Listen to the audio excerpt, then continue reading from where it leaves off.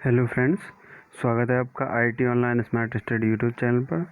दोस्तों, आज के इस वीडियो में हम जो हमारा क्रम चल रहा है जिसमें हम 2 चैप्टर पहले पढ़ चुके थे सुपर टेट के अंतर्गत पर्यावरण एवं सामाजिक अध्ययन में पहले चैप्टर हमने पृथ्वी की आंतरिक संरचना पढ़ा था।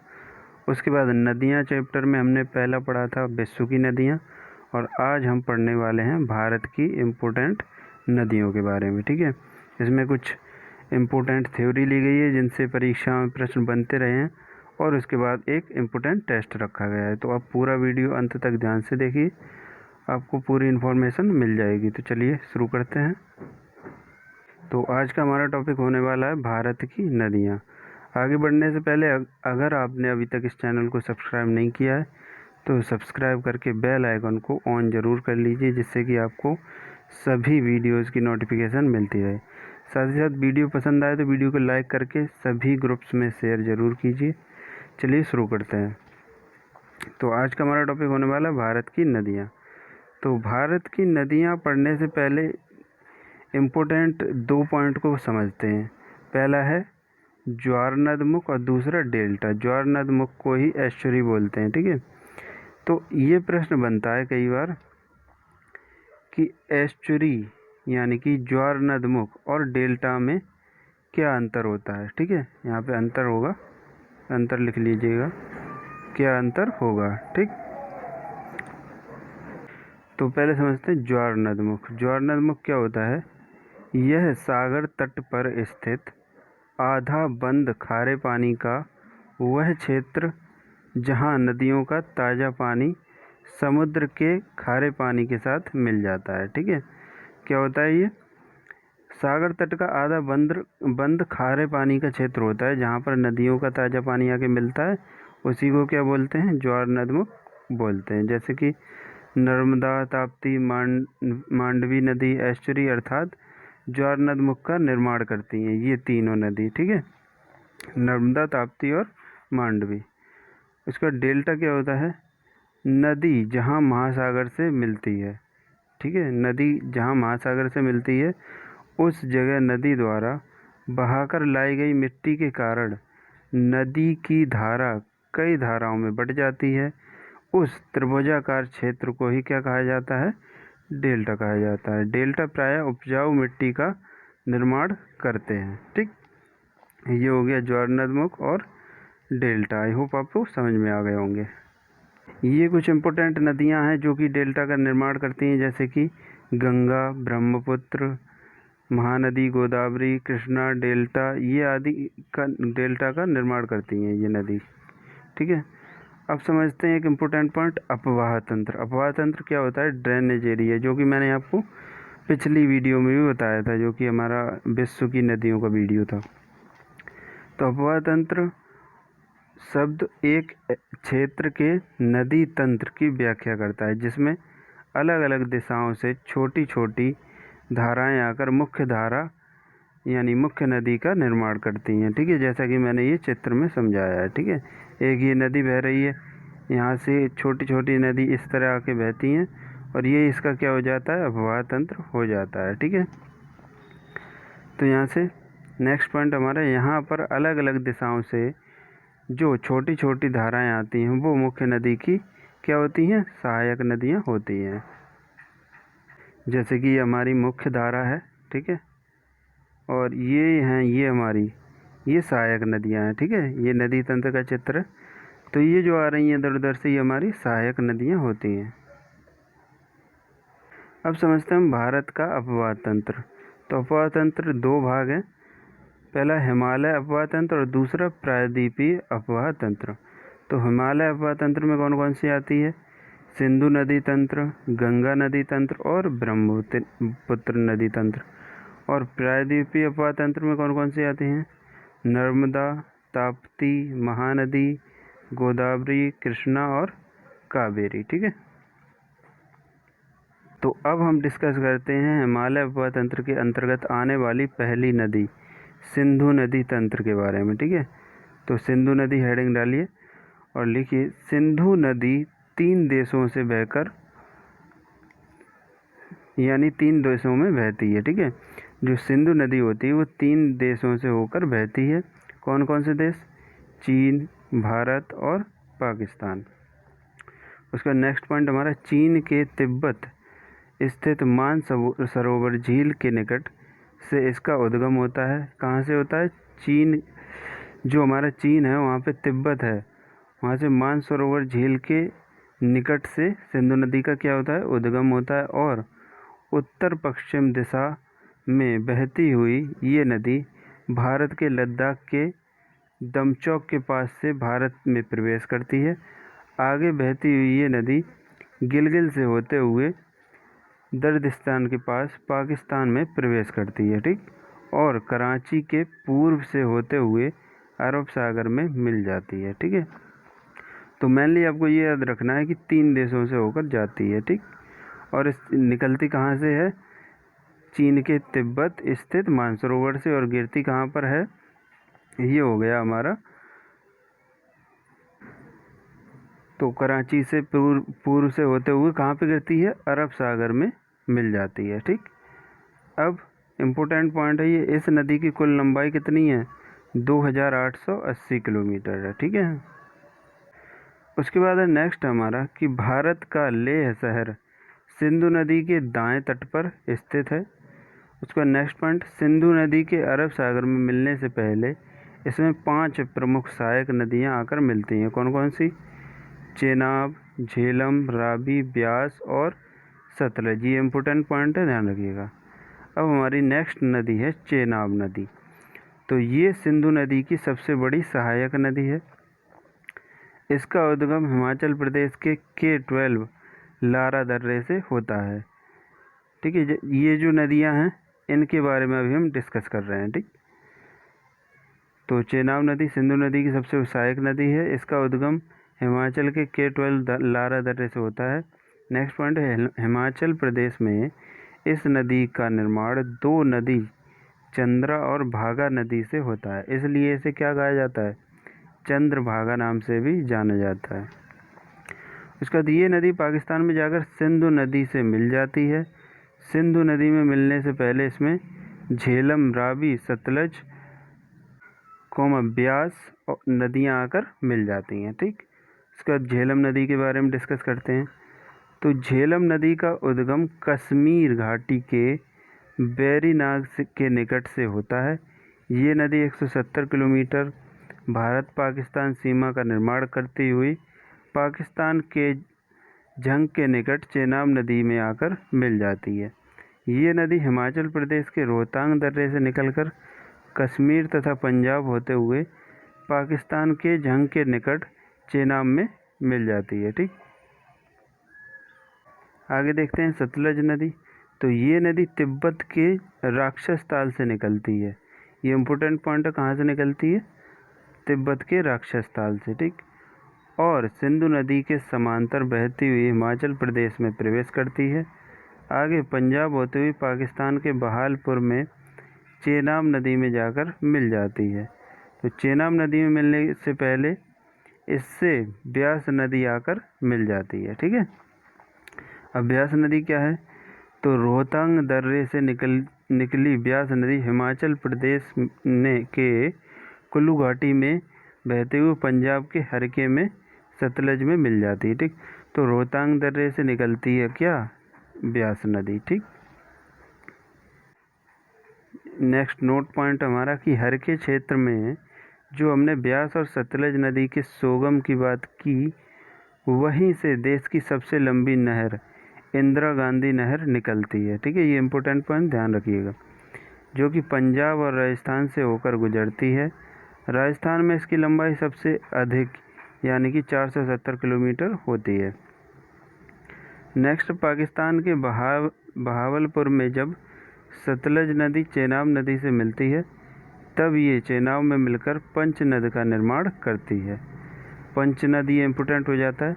उसके बाद में मतलब सिंधु नदी में मिलने से पहले 45 किलोमीटर तक ये पांचों नदियाँ यहाँ होकर एक होकर आगे बहती हैं।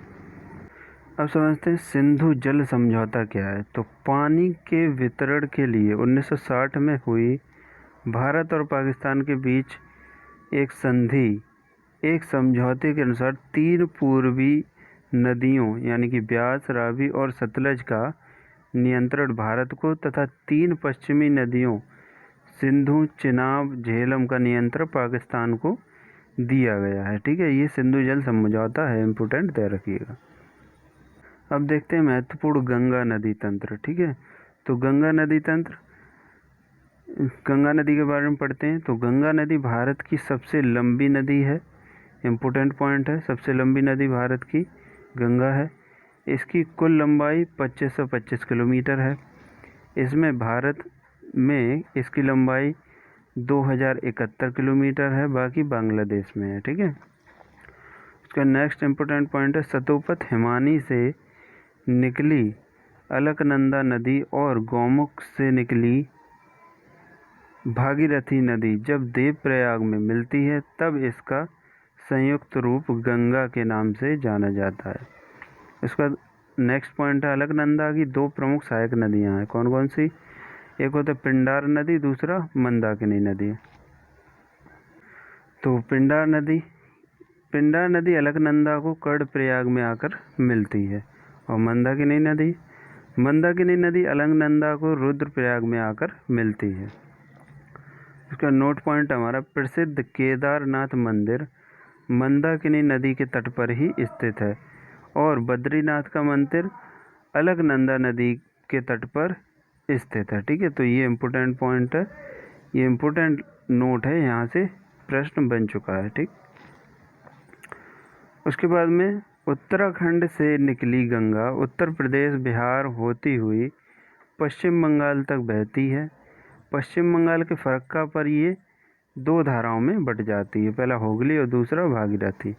तो भागीरथी नदी बांग्लादेश में मुख्य धारा के रूप में प्रवेश करती है, जहाँ इसे पद्मा के नाम से जाना जाता है। ये इम्पोर्टेंट पॉइंट है, काफ़ी बार परीक्षाओं में पूछा जा चुका है। उसके बाद में आगे बहती हुई पद्मा ब्रह्मपुत्र, जिसे बांग्लादेश में जमुना के नाम से जाना जाता है, से मिल जाती है, और संयुक्त रूप से जिसे मेघना कहते हैं, मेघना के रूप में बंगाल की खाड़ी में गिर जाती है या मिल जाती है। ठीक है, तो ये इम्पोर्टेंट पॉइंट यहाँ पे रखना है कि बांग्लादेश में इसे जमुना कहते हैं। ठीक है, या इसको किस नाम से जानते हैं, और पद्मा नाम से, ये काफ़ी बार पूछा जा चुका है। तो यहाँ पे इम्पोर्टेंट पॉइंट याद रखना है कि भागीरथी नदी है उसे बांग्लादेश में पद्मा, और ब्रह्मपुत्र नदी जिसे बांग्लादेश में जमुना के नाम से जाना जाता है। ठीक है, ये इम्पोर्टेंट है, बहुत ही महत्वपूर्ण है। तो नेक्स्ट पॉइंट हमारा कि गंगा की बहुत सारी सहायक नदियाँ हैं। कौन कौन सी? जैसे यमुना हो गई, कोसी, सोन, गोमती, दामोदर, घाघरा, सरयू, ठीक है, गंडक, रामगंगा आदि। ठीक है, इनके बारे में पढ़ लेते हैं थोड़ा। तो पहली हमारी इम्पोर्टेंट नदी यमुना नदी। तो गंगा की सबसे बड़ी सहायक नदी कौन सी है? यमुना नदी। तो गंगा की सबसे बड़ी सहायक नदी है जो उत्तराखंड के बंदरपुर चोटी पर स्थित यमुनोत्री हिमानी से निकलती है। ये नदी उत्तराखंड से हरियाणा, दिल्ली, उत्तर प्रदेश से बहती हुए प्रयागराज, यानी कि इलाहाबाद नाम था उसका पहले, में गंगा नदी में जाकर मिल जाती है। ठीक, जिसको हम संगम बोलते हैं। उसके बाद में नेक्स्ट पॉइंट है हमारा कि जो यमुना नदी है, ठीक है, यमुना नदी का प्राचीन नाम क्या है? कालिंदी। ठीक, उसके बाद यमुना की बहुत सी सहायक नदियां हैं, जैसे चंबल हो गया, बेतवा, केन आदि। उसके बाद चंबल नदी, ये नदी मध्य प्रदेश के इंदौर स्थित महू क्षेत्र के जानापाव पर्वत से मिलती है। उत्तर मध्य भाग में बहते हुए ये नदी राजस्थान से होकर उत्तर प्रदेश के इटावा में यमुना नदी से मिल जाती है। नेक्स्ट पॉइंट, इस नदी की लंबाई 965 किलोमीटर है। ठीक, अब देखते हैं बेतवा नदी। बेतवा नदी क्या है? मध्य प्रदेश के भोपाल से निकलती है, जो उत्तर पूर्वी दिशा में बहती हुई उत्तर प्रदेश के हमीरपुर में यमुना नदी से मिल जाती है। कौन? बेतवा नदी। अगला एक नोट पॉइंट है, बहुत ही महत्वपूर्ण है ये, कि प्रसिद्ध स्थान सांची बेतवा नदी के किनारे स्थित है। सांची में कई बौद्ध स्मारक हैं। सांची का स्तूप अशोक ने 3री शताब्दी ईसा पूर्व में बनाया था। ठीक है, ये इम्पोर्टेंट था, ध्यान रखिएगा। उसके बाद में हमारा है अगला कोसी नदी। तो ये नदी नेपाल में हिमालय से निकलती है और बिहार में प्रवेश करती है। उसके बाद में ये नदी प्रायः अपना मार्ग बदलने के लिए चर्चा में रहती है, इसलिए इसको बिहार का शोक भी कहते हैं। ठीक, इसमें आने वाली बाढ़ से बिहार में अधिक मात्रा में तबाही देखने को मिलती है, इसलिए इसे क्या कहते हैं, बिहार का शोक। ये इम्पोर्टेंट है, काफ़ी बार पूछा जा चुका है परीक्षा में। इसके बाद ये नदी बिहार के कटिहार गंगा नदी से मिल जाती है। ठीक, उसके बाद अगली हमारी दामोदर नदी। तो झारखंड के छोटा नागपुर पठार से निकलती है और पश्चिम में बहते हुए ये हुगली नदी में जाकर मिल जाती है। इस नदी में अचानक आने वाली बाढ़ के कारण इसे बंगाल का अभिशाप भी कहा जाता है। इसका नेक्स्ट हमारा प्रदूषण के कारण इस नदी को जैविक मरुस्थल कहा जाता है। नेक्स्ट हमारी है गोमती नदी। इस नदी का उद्गम उत्तर प्रदेश के पीलीभीत स्थित गोमताल से होता है, जिसे फुलर झील भी कहते हैं। ये गंगा नदी की एकमात्र ऐसी सहायक नदी है जिसका उद्गम मैदान से होता है। ठीक है, तो ये इम्पोर्टेंट है, ऐसी एकमात्र नदी जिसका उद्गम मैदान से होता है कौन सी है, गोमती नदी। अगला है हमारी सोन नदी। तो मध्य प्रदेश के अमरकंटक नामक स्थान से निकलती है और उत्तर प्रदेश की ओर बहते हुए पटना के निकट गंगा नदी में मिल जाती है। कौन सी, सोन नदी। एक सोन नदी से इम्पोर्टेंट पॉइंट है ये हमारा कि सोन नदी और यमुना नदी के बीच जल विभाजन का काम कैमूर की पहाड़ियाँ करती हैं। तो कैमूर की पहाड़ियाँ सोन नदी और यमुना नदी के बीच जल विभाजन का काम करती हैं, इम्पोर्टेंट पॉइंट है।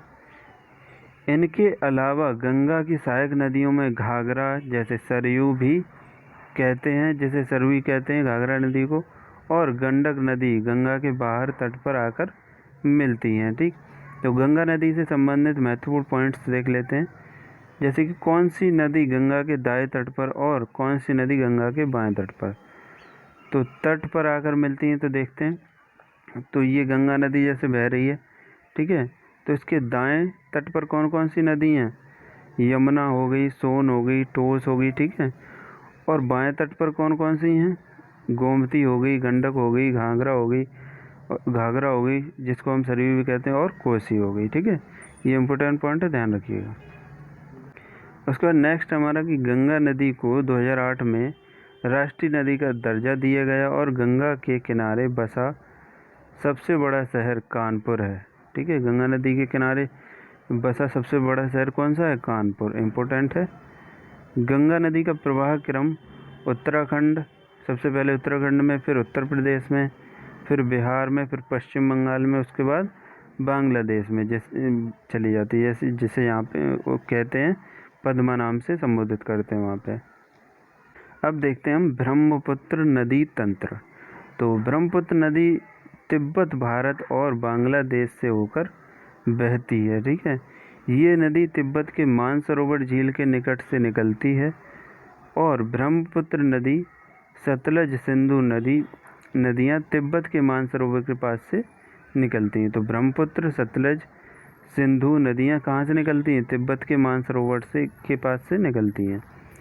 और तिब्बत से निकलने वाली इस नदी को तिब्बत में सांगपो, ठीक है, और मरलुंगजंगबो के नाम से जाना जाता है। ठीक है, ये इम्पोर्टेंट पॉइंट है, सांगपो नाम।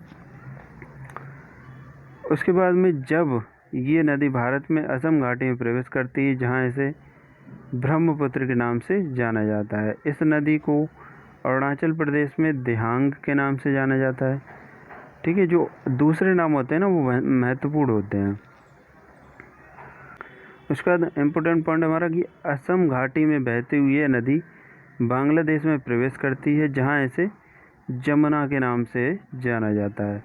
तो बांग्लादेश में ये गंगा यानी कि पद्मा के साथ मिल जाती है और गंगा ब्रह्मपुत्र का संयुक्त रूप मेघना के नाम से जाना जाता है। तो गंगा और ब्रह्मपुत्र का संयुक्त रूप किस नाम से जाना जाता है, मेघना नाम से। और विश्व का सबसे बड़ा डेल्टा सुंदरबन डेल्टा का निर्माण करते हुए बंगाल की खाड़ी में जाकर मिल जाती है। ठीक है, ये नदियाँ। उसके बाद में ब्रह्मपुत्र की सहायक नदियाँ कौन कौन सी हैं? तिस्ता हो गई, सुबनसिरी हो गई, कमेंग हो गई, मानस हो गई, दिबांग हो गई, लोहित हो गई, बराक हो गई, कपिली हो गई। ठीक है, तो तिस्ता, सुबनसिरी, कमेंग, मानस, दिबांग दाएं तट से और लोहित, बराक, दिबांग बाएं तट से ब्रह्मपुत्र में मिलती हैं। कुछ महत्वपूर्ण बिंदु हैं, जैसे कि तीस्ता नदी का उद्गम सिक्किम से होता है। ये पश्चिम बंगाल से होते हुए बंगाल में प्रवेश करती है और वहीं ब्रह्मपुत्र से मिल जाती है। ठीक है, उसके बाद में लोहित नदी को खून की नदी के नाम से भी जाना जाता है। बराक नदी मणिपुर की पहाड़ियों से निकलती है और मणिपुर से मिजोरम, असम होते हुए बांग्लादेश में प्रवेश करती है और मेघना नदी में जाकर मिल जाती है। कौन सी? बराक नदी। उसके बाद अगली हमारी ब्रह्मपुत्र नदी गंगा नदी के साथ मिलकर प्रवेश विश्व के सबसे बड़े नदी डेल्टा सुंदरबन डेल्टा का निर्माण करती है। ठीक है, कौन सी? ब्रह्मपुत्र नदी। अगली हमारी प्रायद्वीपीय नदी, नहीं यहाँ से देखते हैं पहले। ब्रह्मपुत्र नदी में ही विश्व की सबसे बड़ी नदी माजुली असम में स्थित है। ठीक है, ये प्रायद्वीपीय हिमालय नदी तंत्र की तुलना में प्रायद्वीपीय नदी तंत्र बहुत अधिक पुराना है। ठीक है, दक्षिण भारत की नदियाँ प्राय वृक्षनुमा अपवाह तंत्र रखती हैं। यहाँ से हमारी प्रायद्वीपीय नदियों के बारे में पॉइंट चल रहा है। तो प्रायद्वीपीय नदियों के अपवाह तंत्र में नर्मदा, ताप्ती, माही, गोदावरी, कृष्णा, कावेरी, महानदी आदि आती हैं। ठीक है, जैसा कि मैं आप दिखा दूँ, ये प्रायद्वीपीय नदी तंत्र यहाँ से शुरू हो रहा है, जो हेडिंग मैंने ऊपर डाल रखी है। ठीक है, उसके बाद में अरब सागर में मिलने वाली नदियाँ कौन कौन सी हैं? नर्मदा, ताप्ती, माही। और बंगाल की खाड़ी में गिरने वाली नदियाँ, तो बंगाल की खाड़ी में गिरने वाली नदियाँ गोदावरी, कृष्णा, कावेरी, महानदी आदि। ठीक है, अब देखते हैं नर्मदा नदी के बारे में। ठीक, तो मध्य प्रदेश के अमरकंटक से इसकी उत्पत्ति होती है, जो पश्चिम की ओर बहते हुए 1312 किलोमीटर की दूरी तय कर खंबात की खाड़ी में अरब सागर में मिल जाती है। उसके बाद नर्मदा नदी उत्तर प्रदेश में विंध्याचल पर्वत और दक्षिण में सतपुड़ा पर्वत के बीच भ्रंश घाटी से होते हुए बहती है। ये नदी मध्य प्रदेश की सबसे बड़ी नदी है। इसे मध्य प्रदेश की जीवन रेखा कहा जाता है। तो इम्पोर्टेंट पॉइंट है, जीवन रेखा नर्मदा नदी को कहा जाता है मध्य प्रदेश की। उसका नर्मदा नदी की सहायक नदियाँ ओरसंग, तवा और सेर हैं। अमरकंटक से दो नदियाँ निकलती हैं, नर्मदा और सोन नदी। दोनों नदियाँ भ्रंश घाटी से बहते हुए बहती हैं। ठीक है, ताप्ती नदी के बारे में देखते हैं। तो ताप्ती नदी भी भ्रंश घाटी से होते हुए बहती है। मध्य प्रदेश के बैतूल जिले के निकट सतपुड़ा की पहाड़ियों से ताप्ती नदी निकलती है। ये नदी मध्य प्रदेश, महाराष्ट्र, गुजरात से प्रवाहित होती हुई अरब सागर में मिल जाती है। उसके बाद माही नदी, इसका उद्गम मध्य प्रदेश के थार जिले के समीप विंध्याचल पर्वत श्रेणी से होता है। मध्य प्रदेश, राजस्थान, गुजरात से होते हुए ये नदी खंबात की खाड़ी में गिर जाती है। और नोट पॉइंट है, माही भारत की एकमात्र ऐसी नदी है जो कर्क रेखा को 2 बार काटती है। बहुत ही महत्वपूर्ण पॉइंट है ये। उसके बाद हमारी ताप्ती और नर्मदा नदी एस्चुरी का निर्माण करती हैं और गोवा की मांडवी नदी भी एस्चुरी का निर्माण करती है। तो गोदावरी नदी के बारे में पढ़ते हैं। ये प्रायद्वीपीय भारत की सबसे लंबी नदी है।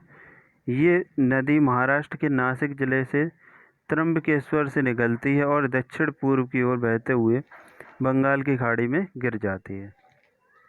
पेनगंगा, इंद्रावती, प्रणिता इसकी प्रमुख सहायक नदियां हैं। अब देखते हैं कृष्णा नदी। कृष्णा नदी प्रायद्वीपीय भारत की दूसरी सबसे बड़ी नदी है।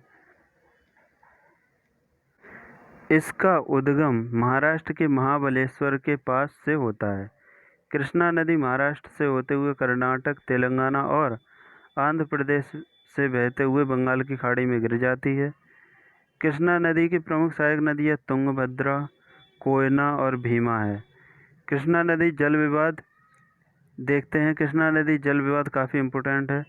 तो कृष्णा नदी के जल बंटवारे से संबंधित जो आंध्र प्रदेश, कर्नाटक और महाराष्ट्र के बीच 1957 ईस्वी से चल रहा है। ठीक है, अब देखते हैं महानदी। तो महानदी छत्तीसगढ़ और उड़ीसा की प्रमुख नदी है। इसका उद्गम छत्तीसगढ़ के रायपुर के निकट सिहावा पहाड़ियों से होता है और ये नदी आगे पूर्व की ओर बहते हुए उड़ीसा में प्रवेश करती है और डेल्टा का निर्माण करते हुए बंगाल की खाड़ी में गिर जाती है। उसके बाद तेल नदी और जोग नदी महानदी की प्रमुख सहायक नदी है। कावेरी नदी का है, कर्नाटक के कुर्ग के निकट ब्रह्मगिरी पहाड़ियों से निकलती है और कर्नाटक तमिलनाडु से बहते हुए तिरुचिरापल्ली के निकट बंगाल की खाड़ी में गिर जाती है। इसे दक्षिण भारत की गंगा के नाम से जाना जाता है। किसे? कावेरी नदी को। अन्य प्रमुख नदियां देखते हैं हम, जैसे पहली है स्वर्ण रेखा नदी। तो झारखंड में बहने वाली एक पहाड़ी नदी है। ये नदी रांची के निकट छोटा नागपुर से के पठार से निकलती है। झारखंड से निकलकर पश्चिम बंगाल, उड़ीसा से होते हुए बंगाल की खाड़ी में गिर जाती है। तो प्रसिद्ध नगर जमशेदपुर, यानी जिसे हम टाटा नगर भी कहते हैं, इसी नदी के तट पर स्थित है। कौन सी नदी के? स्वर्ण रेखा नदी के। दूसरी है इम्पोर्टेंट नदी लूनी नदी।